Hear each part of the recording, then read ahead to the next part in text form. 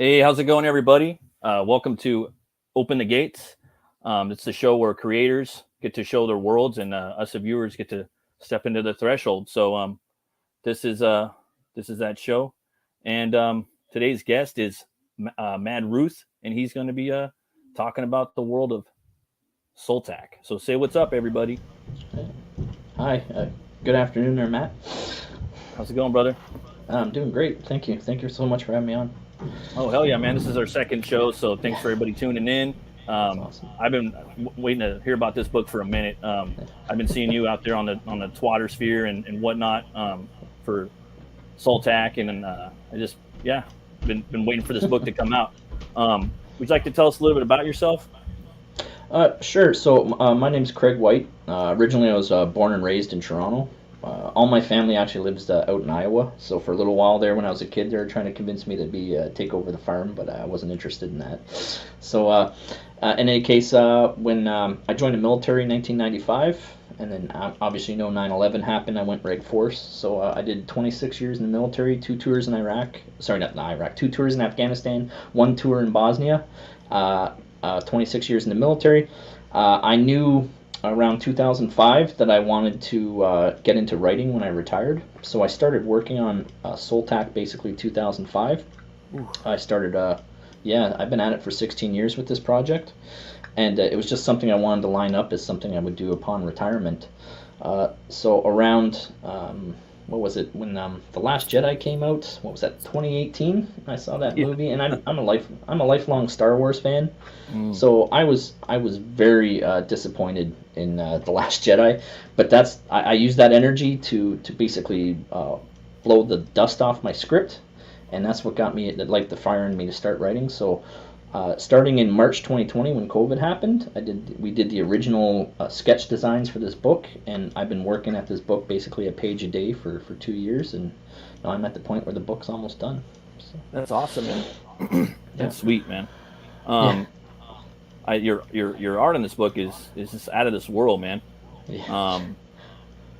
I don't know where you got your artist from, but man, it's total pro level up there. So part of it, again, 2018 was knowing I really wanted to create the best book I possibly could create, right? And I didn't want to leave any like no strings attached. I wanted to do this the best possible way I could. So I did all my required reading, like reading on writing, how to draw comics the Marvel way. Oh yeah, I got that. Yeah.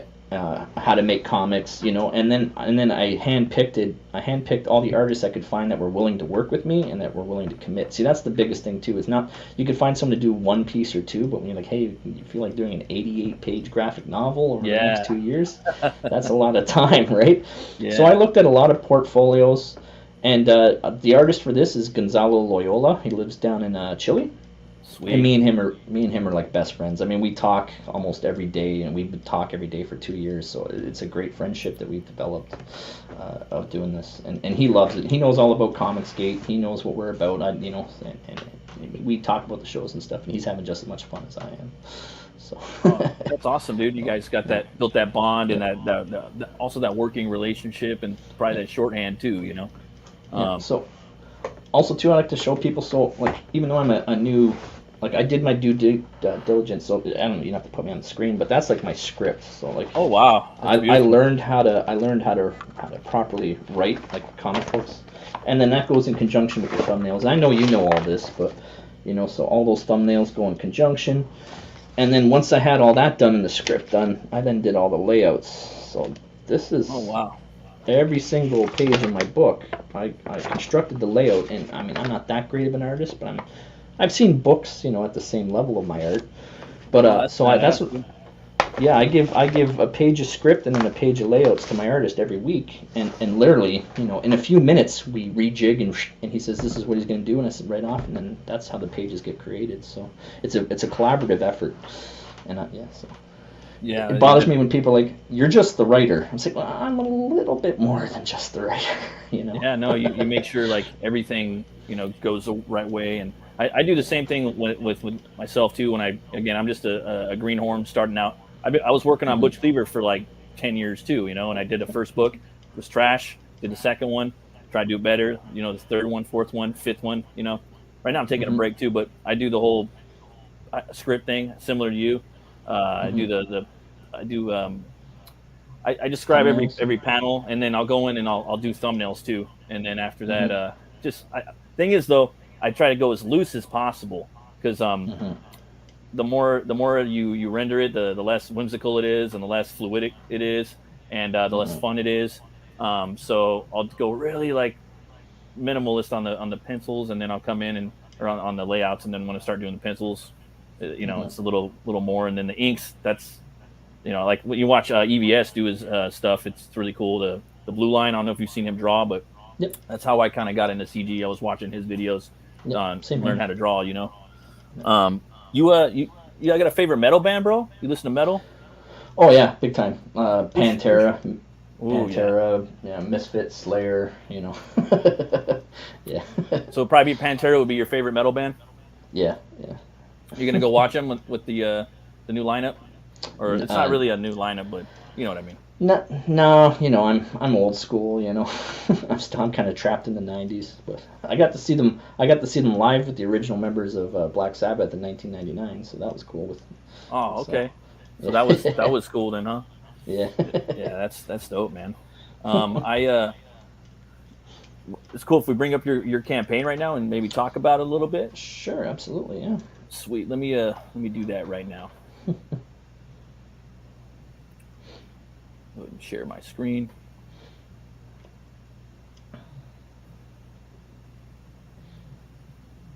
Yeah, man, this book. What I really liked about it too, it kind of gave me I didn't go into too in depth into it, but it reminded me a lot like Lobo, man.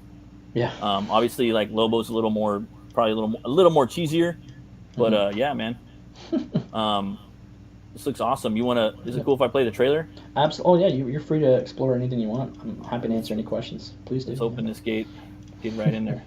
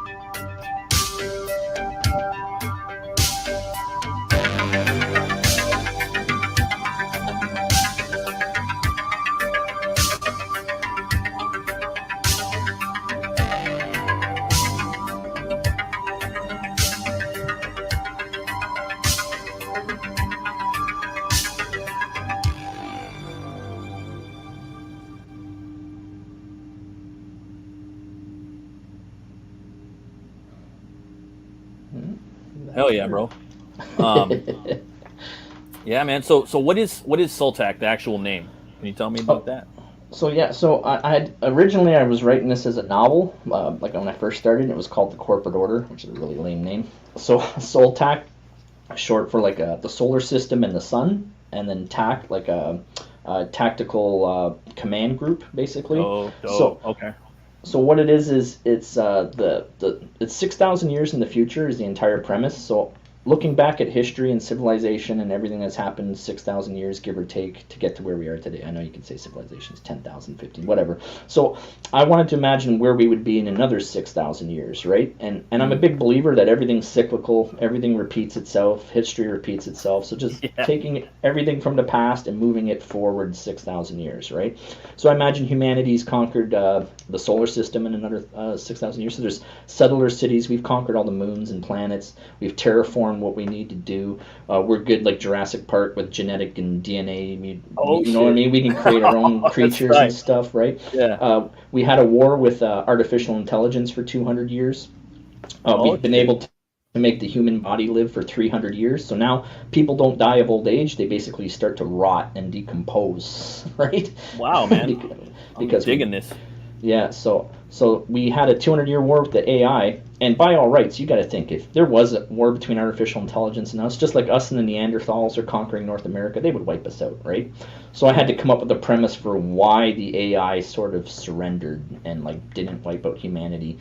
So it starts off, with a lot of character introductions. You understand and feel each of these characters like it's a gritty, raw world, and you understand each character's purpose and why they are interacting with each other, while at the same time they realize that the game's a little rigged, that they've been exploited, that people sort of pit them against each other, and they figure out what's going on, and they're really ticked off, and then by the end of the book they start fighting back. So. Damn, dude, that's fucking awesome. No, am I wrong in saying that you might like John Carpenter a little bit? Yeah. I like this, man.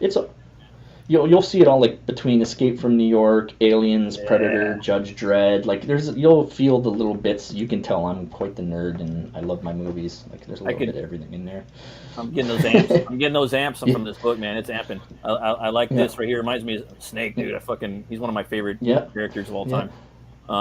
What I love this right here is the fight choreography, brother. I love just the way you guys broke it down, man. The armbar. I sat there and contorted and twisted each panel. Imagine, okay, how would he have to move to the next one? And then I drew that up. A lot of input on all the layouts. For me, I love fight scenes in movies. Like even movies that don't even need it. I just like, this movie would do better with at least one fight scene in it. You know, like a lot of movies, not a car chase, not an explosion, not a gunfight, a freaking fight scene. What I do love right here, man, though, again, it's just the way you guys really broke it down. The art's beautiful. I love the press over the head, the back breaker, the arm breaker, the rib breaker. Like, oh man, like I really, it's so cool. Again, look at the art. I love the way that you already explained so much of the lore about how humans like went to war with machines, you know, with AI, you know, the singularity is upon us in real life. You know, it could be here, you know, 15 years or talking any moment. It's already kind of doing it with the artificial art and whatnot. There's Topa's in there now. I don't know if you heard about that. I was watching the 656 crew. They were talking about that. I love this piece right here. Self-aware, yeah. Oh man. Yeah, there's a line art book too. So yeah, but yeah. So there you go. There's your Sons of Strife there. So cool, man. I love how it's the android or cyborg, depending on, you know, whether android's a cybernetic alien, right? Yeah, but so they're mostly artificial. The only reason you see anything organic there is the original creator. That's who that thing is. He's the one who created the singularity, so he's like a god to them. And that's his biological son. What's left of him, he's been slowly rotting away, so, you know. But everyone else in the AI horde is artificial. Digging the lore that you put into this, man. I'm like, you could tell that you fucking spent years on this, building the lore. You know, you got the art, daydreaming. You got the colorist. You know what I mean? You got everything lined up, man. You could tell you put a lot of love into here. You want to go over the tiers a little bit? Sure, but if you go into my updates, so a special thing with my updates too, and I've also got promotional art if you want to hit those tabs, but my updates, every time I do an update, I include another image as well. So there's even stuff I sneak in with those updates. It's kind of cool. So, for example, my last cover, I'm going to do, I've got two books, right? A black and white and a color. So I'm going to alternate the covers as a back cover sort of giveaway. And then if you open up each of those, there's things to talk about in those. So that's just a panel out of the book, again, just to show everyone some more of the fight scenes. It's cool, man. Like you're checking a lot of the boxes that I like. You know, now you're putting fucking samurais are in there. Oh man, I love that, dude. Like there's so much cool stuff in here. And I love the music too.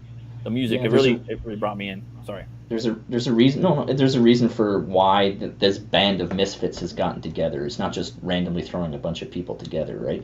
So that's the line art cover you're looking at and the actual cover I've put on my Twitter a lot. It's a lot more bloody. So the line art book is called Blood and Ink, and it literally is blood and ink. Anywhere in the book where there's supposed to be blood, it's crimson, it's red. So. Is it paint like Hammer? No. Yeah. Always something I'm always talking about but people like, isn't that going to charge you more for printing it? I'm like, I don't care. I want like a Frank Miller 300-esque like blood and ink book, you know? Dude, that's funny you say that, man. I just bought that book like 3 days ago at Book Off. I got it for $15 because you know how it's got that weird format, how it's like I think it's like 9 by 12. Yeah. The next book I'm creating, I'm going to make it big like that, you know. And I wanted to pick that up for inspiration. He's one of my favorites. You know what I mean? Yeah. Oh, yeah. I'm a huge Frank Miller fan, so just all kinds of stuff he does and all the styles he does and all the just different things, you know. So we got right here the signature tier, the featured tier, the Soltac, both books for $45. You want to talk about that a little bit? So you'll get the colored book as you've seen the three panels of. Again, that's 92 pages of interiors. Then you get the line art blood and ink version as well. That's 92 pages of interiors. And then you get an upgraded version of this ash can that I created for the copyright. And basically in that, that's got 32 pages. But that's got all the original character designs that I needed to make sure my artist had his consistency, all the color designs, bios, and then it's got line art stuff at the back. So that's a nice little freebie giveaway. So you get all 3 books in that tier, and that sort of makes up the shipping from Canada, because I know it's a little bit more expensive. But that tier's been the greatest tier so far with 23, I think. Oh yeah, for sure. That. Yeah, and you can't beat that, dude. I mean, for the quality, all the stuff that you get. Obviously, it's gonna be a little more because it's from fucking Canada. But you get the story itself is what is it? It's like 4.5 comic books, bro. Yeah. So was it 88 pages for just the story alone, right? Yeah, continuous. Yeah, uninterrupted. And the art's the same. The cover art is the same as the interior art. Yeah, you don't have just like a Frazetta cover or whatever, and then get inside and it's like an Tumblr art or something. I'm just doing the extremes, It's true. Him all the way in there. You know what I mean? Like I did everything I could. So anyone who understands comics will really appreciate the amount of work I put into this thing. For sure. Yeah, like you did everything that you're supposed to do to succeed in the industry that we're in right now, which I would call the crowdfunding industry, comics. Yeah. Right here, this is the just like the standard tier, right? Yep, just the colored book by itself. And you get the Ashcan. Who's this dude right here in the Ashcan cover, man? I like that design of that character. Yeah, that's Dexter Barrow. So he's a bounty hunter. He was a war hero from the AI War. He was pretty famous. So he fought against them. He was the one that was basically championed as the savior of humanity, because he was the one that first started to push back. And then he took up a career bounty hunting. Again, these people live to be like 300 years, so he's got a very long lifespan, right? Mm-hmm. So as he's a bounty hunter, humanity's trying to achieve faster than light or near light speed. We're trying to achieve it, but every time we send a ship out, something catastrophic happens.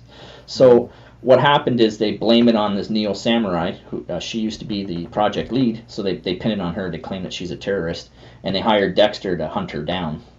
So, he gets some grease. Assassination's not a good thing, but he's the one that gets hired to hunt her down. So that's their relationship. That's awesome, dude. Yeah. Then right here you got the blood and ink. So you're telling me, so can you explain this to me one more time, the blood and ink edition, so I don't speak out of line? Yeah, so the entire book it's a line art book in the traditional sense, but anytime that blood happens in the book, the blood is in red. Fucking metal, dude. Oh, yeah. Like for me, if I could, I would buy that one, and I would buy the other one, just just on general principle. That's so cool, dude. That's something sorry. We've accentuated the blood too. So there's even more blood in the line art book than there is in the colored book. Because if you're gonna put a little bit of color, more crimson, more spatter, more circles, more ovals. Just more gritty, more raw. More gore. Oh, I love that shit. So you got the retailer tier, man. People need to jump on this one. Yeah, totally. You get a good deal right there, man. $100 for 5 copies. Yeah. You could flip that, you know what I mean, at a store, on eBay. Like, I'm just saying, guys. You know what I mean? Mm-hmm. That's an extremely good deal. Can't beat that. And then you have the Dexter. What is that?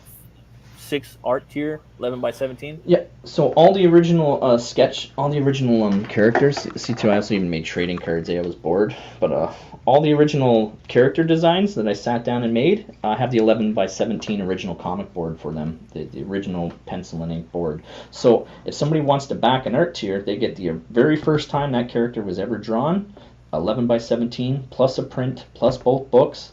Plus the original prototype. They get all the prototype trading cards, the prototype ash can. Then they get the new ash can and whatever stretch goals are met. So it's a huge package I'm offering for $225. And how much is shipping on that? You'd have to click it. I forget what I set it at. Because it changes either based way, on the country. Right? Like, that's a fucking steal right there. Even if the shipping's $100, it's still a fucking steal. No, it's not that high. I think I made it 50. Yeah, that's crazy, dude. There's another one right here, Dexter. Was it Version V2 2. art version 2 tier 11 by 17? Similar in the concept of the previous tier. Yeah, it's all 8 of the original character designs that I sat down and drew before I started production on this book.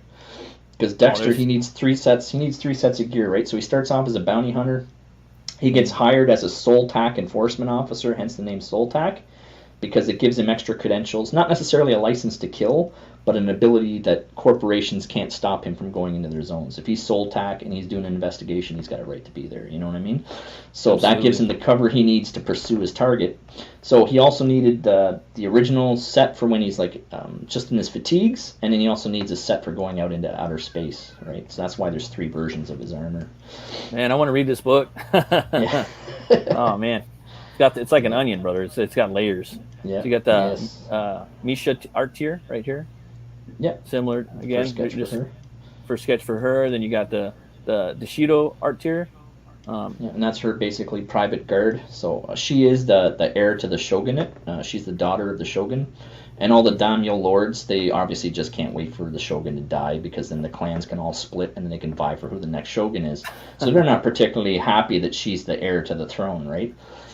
But in any case, she's the one that gets framed with being the one that was responsible for all the terrorist attacks. They're trying to run her name into the ground, and vice versa. Dexter's been hired to assassinate her, while Daishido's her basically dedicated bodyguard. Everyone needs a co-pilot, right? Always. You got to have someone riding shotgun. And yeah, it's pretty lonely in a spaceship talking to yourself. But Giles is as well. He was Dexter's partner. They were both basically doing whatever jobs they could to make money. They didn't care how ruthless it was, right? If it made money, they worked together. In any case, they had an incident about 40 years ago that broke up their friendship. Giles went his way, Dexter went his. But in order to complete this mission, basically Dexter had to bribe Giles to, hey man, can you fly me to the end of the solar system? Didn't necessarily let him know that he was going there to kill someone, but in any case, like I said, all these characters have a very dynamic relationship. Hail to Michael Bancroft's in the chat as well. Hail Bancroft. Yeah. There's this term that I don't know if I've coined it or someone else has coined it, but I've definitely been saying it. And what I do like about your book is it's got this fucking blue collar sci-fi feel to it. You know what I mean? Very, very alien. Almost Blade Runner. Yep. Not cyberpunk, but more just dirty, gritty trucker. You know what I mean? Blue collar space. I've definitely been a 30-year comic book fan, but by all rights, I'm more of a movie nerd. Definitely, I've got DVDs all over the place. So you have Blade Runner, any sci-fi movie you name, I've watched it. Me too, man. I haven't watched. I'm a comic nerd and a movie nerd too. That's me. And my dad. My dad was disabled when I was a child. He had brain tumors, so a lot of the time we weren't playing catch because his equilibrium was messed up. So we taped Batman the Animated Series. He showed me all the. He would tape all the the RoboCop movies and anything, Conan, all that stuff. He would tape it on network television, and we would watch the uncut version. So I would watch Conan and RoboCop, and then I'd come back and watch the rated R version. I'm like, whoa, this is even better, So that was speaking of movies, what's your favorite movie, by the way, of all time? What's your favorite movie? Shawshank Redemption still. In spite of who Stephen King is, it's my all-time favorite movie. That's a good one, man. Yeah. I really like that one. You can't really. It's probably the best prison movie, one of them. Yeah. I mean, I like the whole genre. My favorite prison movie would be Brawl in Cell Block 99. You ever seen that one?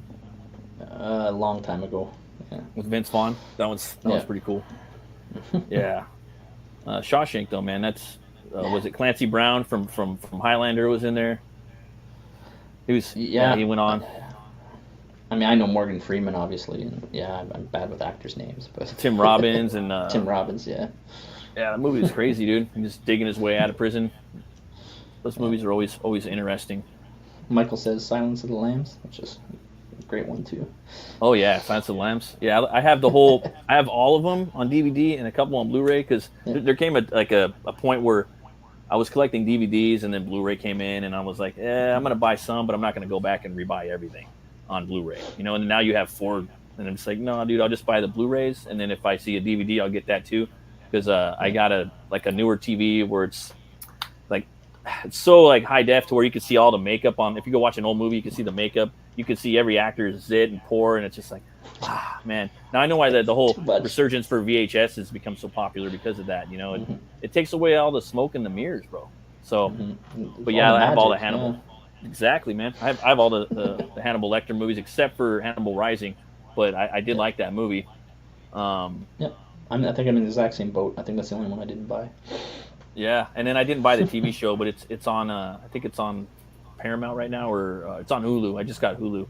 I picked that up for the Prey, and that movie was all right. And then they had the new Hellraiser on there, and that was all right. But Yeah. I don't know. I'm a big Clive Barker fan, so yeah, I got to pick up that show at some point. But read all the books. David Goyer did this one. I do like some of David Goyer's stuff. I mean, if it wasn't for him, we wouldn't have a lot of good movies. Like Blade and The Crow and Batman Begins. You could. I mean, obviously he's hit or miss, but he's got some bangers in there, dude. For sure. There was some cool stuff though with the new Hellraiser. They had the way they redesigned some of the Cenobites. It was interesting. The way that they redesigned the puzzle box, that was interesting. A lot of cool different little new takes, but ultimately I like Hellraiser #1. That's my favorite in the whole universe of Pinhead, and I like Bloodlines 2, Hellraiser 2, like my second, and the new one I probably put that up there. I probably put that up there with 3, dude. It makes sense because Clive Barker did say that he felt that this new show is more in tune with his original vision. So, and that was from the man who wrote it himself. So, right, I liked Midnight Meat Train a lot too. Yeah, I went and seen that in the theater. I saw it in 3D. All the blood was coming at you and everything. I was like a young Bradley Cooper. Well, it's perfect because it was Lock, Stock, and Two Smoking Barrels. I don't know what the actor's name, Vinny or whatever, but yeah, you get him and he's completely evil in this. I was like, yes, this is perfect. I guess he was a soccer player, dude. I think I seen him on WWF back in the day. Really? And he's like, "Oh, I'm a juggernaut, bitch!" and he's running around in what's it, Last Stand? It's like whatever. That's crazy though. I guess they're gonna reboot all the X-Men movies too, or they're bringing them over to the MCU. And then now I guess Superman Cavill's coming over to back to the with Black Adam. What's your thoughts on that movie? You gonna go check that out or what? I'll be honest. I walked away from what's going on in 2018. I only hear about new movies from what people say on Twitter and stuff. I just haven't watched anything. So it's not that I don't have opinion. I don't watch any of it. I live vicariously, up until about 2012, 2013, I guess. So. I stopped kind of watching the movies probably about a year ago. Like there's a bunch that came out. Like I didn't see the new Spider-Man yet. Dude, like I went into like Target, like, I watched that. The only one I watched was the Batman, just because I heard that it was going to be gritty and he was going to be a detective, and it was like it was going to be like Year One, which it was in a lot of ways. It was very much like Year One in a lot of ways, and he was a detective, but it was long and it was, I don't know. That's but Robert it was Patterson, you're saying? Yeah. I'll probably have to see that. I mean, I've seen The Joker with Joaquin Phoenix. I don't know how old that is, but I mean, I do watch some new movies. So that was a solid movie. I thought that was a solid movie. It just wasn't I don't know, man. Like, it's just Batman's young in there, and then there's also that TV show Gotham too. He was young in there too, and it's just like, oh man, how are you gonna have Batman so young? It just felt kind of weird. But I think having that, I guess they're gonna expand on that a little more with like making a Penguin TV show or something.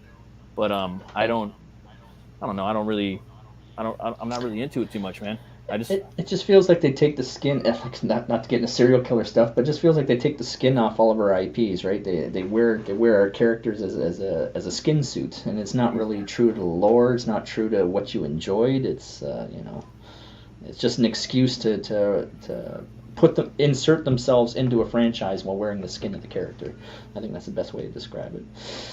Yeah, it's horrible, man. And then most of the normies they're getting tired of a lot of the way things are getting made, but they don't really report on it too much, But the general, I guarantee you, the general normie audience that's not really comic book nerdy, they're gonna like Black Adam.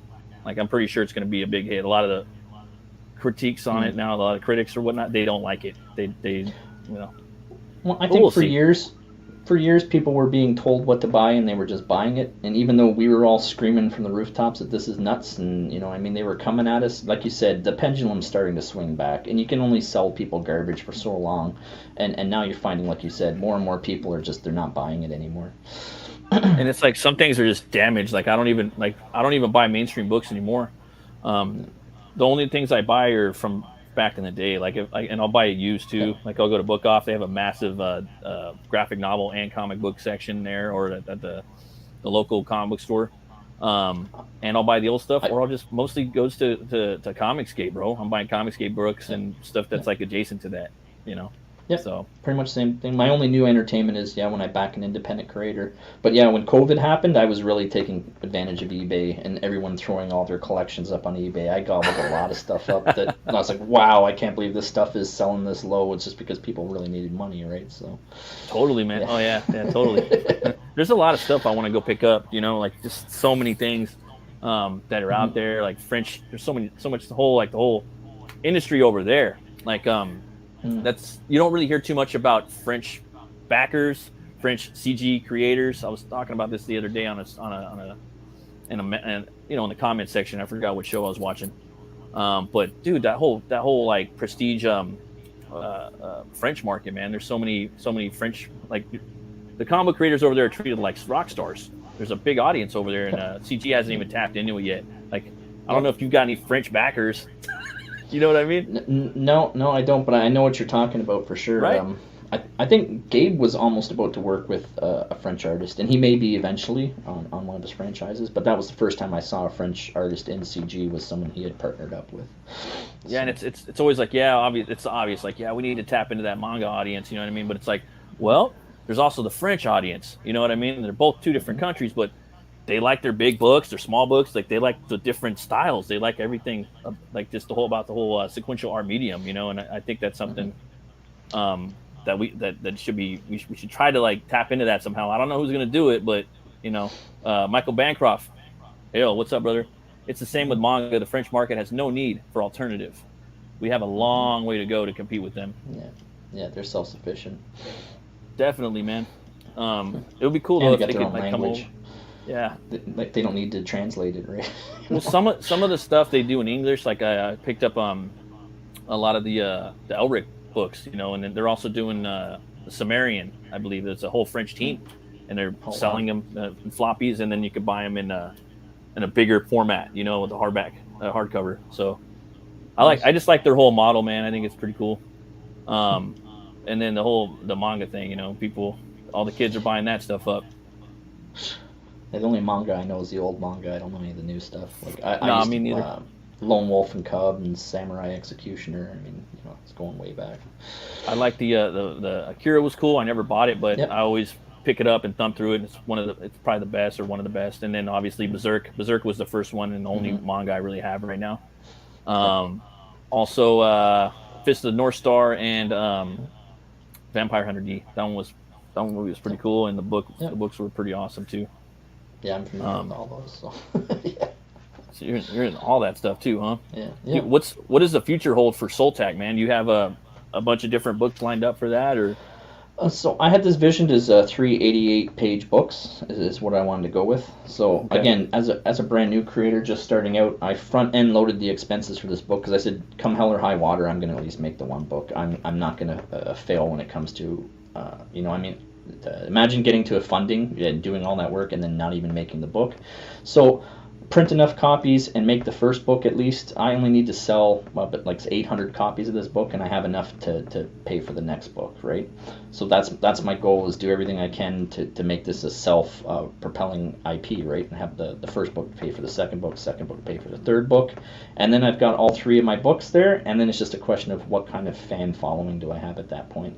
Because if people are really into it, you know, the story can keep going. It's not like I'm going to kill off all the characters in book 2 or anything like that. Game of Thrones and Alamore and yeah. But in Canada, we do have something interesting. So I don't know if you realize this in the States, why you got so many inundated Canadian celebrities and so many inundated properties being made in Canada. Part of our socialistness here in Canada is 15% of all of our content has to be Canadian. Okay. There has to either be a Canadian writer, Canadian actor, Canadian storyteller. So, you know, if I'm able to make all 3 books, which is my end goal, put them all together in an omnibus, and I've got a couple networks out here that are media groups, and perhaps get in with the media groups and see if I can actually turn the IP into something. Oh, that'd be sweet, man. Like I was thinking, I'd love to see that, like as a TV show or a movie or something like that. It seems very vast, so it could easily be a TV show. But this is way out. Like, I'm just making the first book right now and trying to get people to buy it. You know? Yeah. Like, I hear you, man. Yeah. It seems like there's lots to love about the book too, about the way you explain the lore and how everything's set up with the artificial intelligence taking over, humans going to war with that, exploring, looking for light speed, just the character design, the whole samurai aesthetic. Like, you put a lot of, I see a lot of different references and notes to things that I love from like the 80s and 90s even through movies, dude. I think people are going to love that book. I'd love to read it someday. Hopefully I can back it soon. It looks great. The artwork looks fantastic too, man. And the thing is, both me and Gonzalo, like, we work, like, I can't explain that relationship when you find someone you really just get along with, but I think he's more excited to just keep this journey going. You know, it's my own property, and you know, he wants to keep drawing, he wants to keep working on this, he wants to get into the next book. So I want that to keep going. I'd really be sad to see Gonzalo disappear again, you know, because you see how much of an excellent artist he is. So you have a big, you know, a big wellspring of lore and characters, you know, that sound like situations that's fun to draw, and it's action packed. It's you're kind of checking all the boxes for an artist, you know. And just the bounty. I'm sorry, was that? No. And the worst part is, with the first book, you spend a lot of the time with the character introduction, right? So about half of this book is spent on introducing the characters, and it takes away from how much more in-depth those fight scenes can go and stuff like that. So if I do make it to the second book, I don't have to worry about introducing the characters. You already know them. I can make 88 pages of solid action. And I know if I do make the second book, it's going to be even better than the first book. So, oh, man. That sounds awesome, man. I love the trailer, too. Like, the music, I was going to say, just kind of got me right in there. It had like that John Carpenter feel to it. If anyone's interested in that music, actually, it's a guy who works out of Vancouver. His name is White Bat Audio. If you look him up, all his music's copyright free. He's got like hundreds of hours on YouTube of free audio. White Bat Audio. All he asks is that you put a credit to him in the video. That's all he asks for. Oh, that's cool. So, you know what I mean? It's always hard to find like good audio and just find stuff that's around. You know, that's cool, man. But he does dark synth, he does grind stuff, like it's some pretty cool beats, and like I said, it's all free. For sure, man. I'm gonna play a little clip right now, just to show you guys.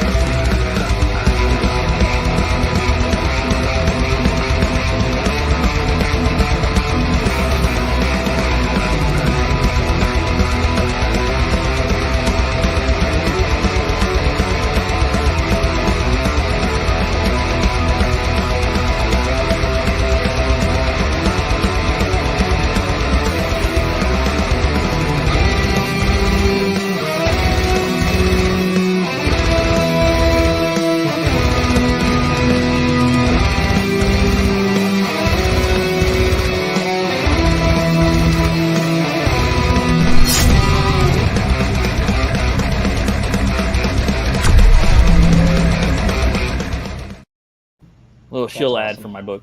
Who does the music? It's me and my buddy's band. Oh, that's pretty wild. I got lucky. My head. Oh, sweet. Fuck yeah, dude. But yeah, man. 2 years you're working on Soltac. You could tell, man. You're just putting the love and the care into that book. This character that's on your banner right there, is that the same character that's on the cover? Yeah, that's Dexter Barrow. Yep. And that was his first. He's got two little flying ferret, sort of genetically altered, half flying squirrel, half ferret fucking creatures, and they talk in 3-word sentences, right? So they've got a very limited speech. But yeah, they launch off his shoulders. Oh my god! So that iteration of him is going to be in the ash can that you can pick up with the book, right?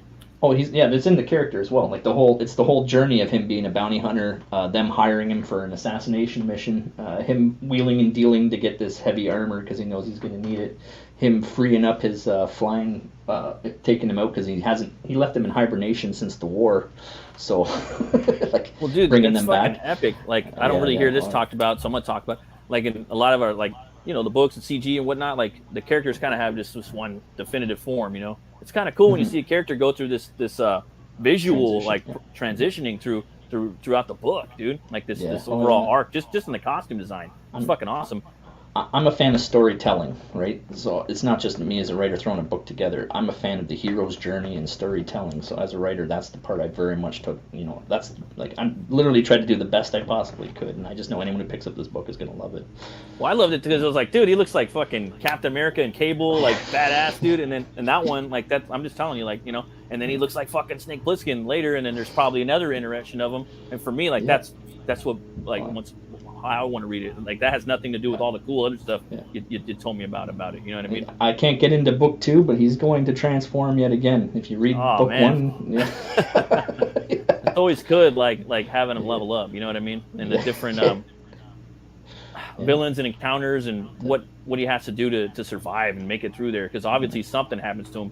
You don't have his eye anymore, so something happened there. You know what I mean? That's that part of that journey he has to go on. It sounds like it's going to be a fun adventure for him. Yeah, that's in the next books. All that stuff's in there. Yeah, that sounds cool, man. I was going to ask you, man, what's your favorite beer, dude? You drink beer at all, or? I've had a tendency to drink a lot of Colt 45s on video. I won't do that now, but yeah, I drink my malt liquor. That's the only beer I drink. But I'm more of a spirits guy. I like drinking gin and tonic. But that's cool. I like I drink everything too. I like my malt liquor too. I like Mickey's. I was doing some Mickey's on the last couple of horror streams. Nice. Today I got this right here. It's a Gothica by Tony Hawk. Tony Hawk, sorry. It's pretty cool. I'm always trying out new beers and stuff, you know. We're kind of like, I'm out in the sticks. I'm east of Maine, so I'm like in the Shire, right? People don't even know this place exists, right? Like during the American Revolution, when the Loyalists left America, this is where they all moved to, right? Oh, okay. All the ones that were still loyal to Britain. So we have nothing to do with Quebec, and we're sort of tied still to the United States out here, east of Maine. I'm 20 minutes east of Maine, right? So like I said, if zombie apocalypse comes, this is where you want to go, because no one even knows where we are. But we don't have that much of a selection. We got a lot of those craft beers, but yeah.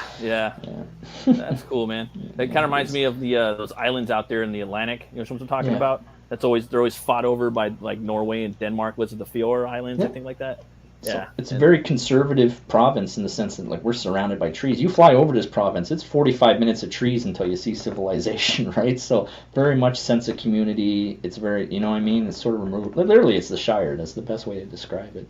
Man, that sounds awesome, man. It's always good to be somewhere where you have like a certain sense of community. You know what I mean? Yeah. I actually wanted to go there. I'm sorry, what were you saying? So even during COVID, people would come here and like, it's like you guys haven't even been affected. I was like, yeah, I know. You know. Life's just Get all you on. assholes out of here. But I was gonna say, man, like I don't know if you're into the Lord of the Rings or whatnot, but I love those movies growing up. I always wanted to go there, the Hobbiton or the Shire. People go there now, I guess, and get married and shit. But on pilgrimages and stuff, yeah. Yeah, man. I'm a fan of the first three. Yeah, I never watched The Hobbit. Most people hate those because of the CGI, and they just like they milked out the books, but I fucking love them, man. I ain't gonna lie, I like them.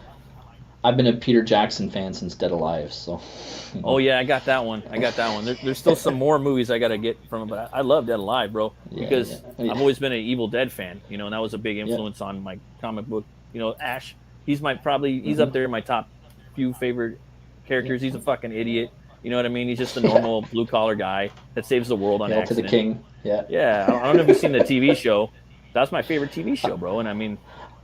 I caught a couple episodes, yeah. That first episode, Evil Dead. Yeah. That I don't know which ones I saw. I saw a couple of them, but... the seasons get a little worse as they go on. Like the first one's the best, second one's all right, and the third one's like... They're all good, though, but that first season, the first episode, directed by... Sam Raimi, you can really tell with all the cool camera angles and whatnot. I don't know if you ever heard of that movie Dark Man. That was a cool like comic booky type movie. He was going to make the Shadow and he couldn't, so he ended up with Dark Man. That movie was pretty badass. Yeah. Oh, I'm a '90s movie fan. Hell yeah, I got the. What was that? Michael Wade in there. He said he didn't watch the last Hobbit film, so yeah. Most people don't. And they hate him because of the, the CGI. The milking of the whole like just the IP, you know what I mean? The book's kind of it's like a smaller book, but for me I just like the world that he made, I like the characters. I wish some of them weren't CGI. I like Beorn. That's the werebear. Fucking love that character. That's even the same thing with Peter Jackson. You know, he refused to do any of the movie unless they contracted him for all three. Because he's like, I've got a vision for all three. You're not interrupting what I've got dream for this. I need to know I'm making 1, 2, and 3 before I even commit to this. And that's why they're so good. He's like, you're going to give me creative control. I'm going to do all three the way I want. No one's going to step in and tell me what to do. And that's why those 3 movies are so good. And then the Hobbit trilogy, you get a lot of Legolas. Like, he's just fucking shit up through there, just kicking ass. And then I have the rated R version, the Battle of the 5 Armies. There's a rated R version. There's a lot more gore in there. These big, I mean, it's CGI, but some of it's really cool. Like, I don't know, just like for character design, I'm into that type of shit. You know. I should check him up, but I'm an old man. Like, I spend most of my day with my family and chasing my 5-year-old around, and then I do this comic book stuff. I'm ready to have a nap. You know. Oh yeah, man. I hear you. When I'm working, I'm always. This is my desk right here. This board right here, I draw on that because I'm always nice. I got a 3-year-old, he's running around, so I'm always constantly picking it up, and then I'm listening to all the fucking CG live streams with my earbuds and having to keep picking it up. And I have a drafting board, but there's just always so much stuff to do, so I'm on that thing all the time. You know, I hear you, brother. It's a constant hours. Oh, there's never enough, man. You just got to keep pushing, man. What's So what's your next step for Soltar? I mean, you got any more shows coming up? Yeah, I don't have a lot of shows left, to be honest. Most of the people, but I mean, I keep grinding. I keep reaching out to anyone who's willing to have me on their shows. Definitely, I gotta do more on my YouTube channel, and I acknowledge that. That's my fault, not doing enough promotion and growing myself. So, well, I've been doing this for 2 years, and mine isn't even anything. You know what I mean? I just been doing little videos. That's why I'm doing this right now. I'm trying to promote my stuff too, and get out there a little more and help people out too. You know. I was aiming for, I know it's stupid, don't get me wrong, I don't think I'm smart. I was aiming for the lightning in a bottle effect. I figured if I just made an incredible comic book, it would generate its own heat, and I think we can put the nail in the coffin that is not how this works. It doesn't matter how good the book is, you need that audience first, you need that interest first, you need that excitement first, you need that networking first, and you need to be able to sell your own product. Trying to capture lightning in a bottle is not a recipe for success, and I'm definitely going to acknowledge that. Well, we'll be seeing you more. We'll be seeing me more here. So the good thing is you got a fucking awesome product. You know what I mean? Yeah. You don't have to worry about the writing. It's not over. Yeah. Beautiful. My big thing is you got to start somewhere, right? You got to start. Oh, thank you so much, Mike. I really appreciate that so much. You got to start somewhere, right? You got to capture You got to get that book, create that book, and have a start state. So that's what I'm doing. And out here, like I said, I'm networked enough into the creator markets and stuff. I'm fairly confident I can move those 700 issues while I build my channel and build my audience and grow, and then set myself up right for the next one for sure. But yeah, thank you so much, Michael. I'll be in touch. Appreciate that. Just gotta keep grinding, man. Is there anything else you'd like to talk about as far as Soltac goes, man? Anything else you'd like to share? Just that the book is fully funded. I'm already in talk to my printer. My printer's excited. Like, he's really excited about the artwork. Even he's saying, like, we want to promote you and we want to show this book. So like I said, at least I got a lot of local excitement generated in my community, and people. So he really wants to print this thing with me. So I'll work with him, print as many copies as I have, and everyone, if you back this book, you're going to get this book, okay? So don't be swayed by the low numbers or the low anything. This is not one of those things where you're going to back something and it's not going to happen. My goal is to have this thing printed by the end of the year and get it into people's hands by March, and I think that's the biggest hit home I want to say, and you're going to love it, I promise you. That's awesome, man. You guys got a lot of, like, cons over there, like where you live? I know you live in your own spot, but... Check this out. Yeah, we got a con coming November 26, 27, and Jim Shooter, Sam De La Rosa, and Tom Grunnett. He's from the Death of Superman. They're all going to be here, so I'm going to try to see if I can't swindle them into some antics, so I can maybe throw that on my YouTube channel. Yeah, we'll see if they tell me get out of here, or But that's exciting. Yeah, I can't wait to meet Jim Shooter. To me, he's like what everybody should aim for in their company. Yeah. You know what I mean? That's how you run everything. You know what I mean? It's all business and meritocracy. So I get to talk to them in November, so I'm excited for that. And if you do the cons, like you get your book out there, different things like that. For me, like I don't do any. I live over here in fucking LA County. I'm in California, right? Okay. But before I launched BUTCH CLEAVER, I would put it in comic book stores. and I go in there like, hey, oh, this looks cool. Oh, get the fuck out of here. I don't like this. You know what I mean? But I would go there. I'd fill up my trunk with floppies, and I would go do that, and I would travel around and try to get my book in as many stores. I would do I did a couple cons, and I get the word out there a little bit. That's always good too. And for you, you're gonna have some nice graphic novels, man, and a whole world already built up, and beautiful art, and yeah, man, that's awesome, dude. I think people are gonna really love when they get their hands on this book. That's my big thing, is that feedback. I'm waiting to hear what people say when they see it and when they read it, and they go, "Holy shit, this thing is like really good."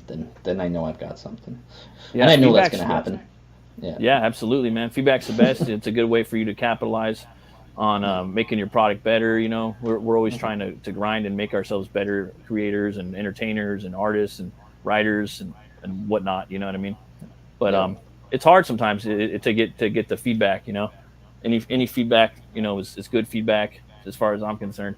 It's just sometimes you got to have a tough skin and just take it. You know, because it's your baby, and sometimes they might be cutting it up a little bit, but you got to take it.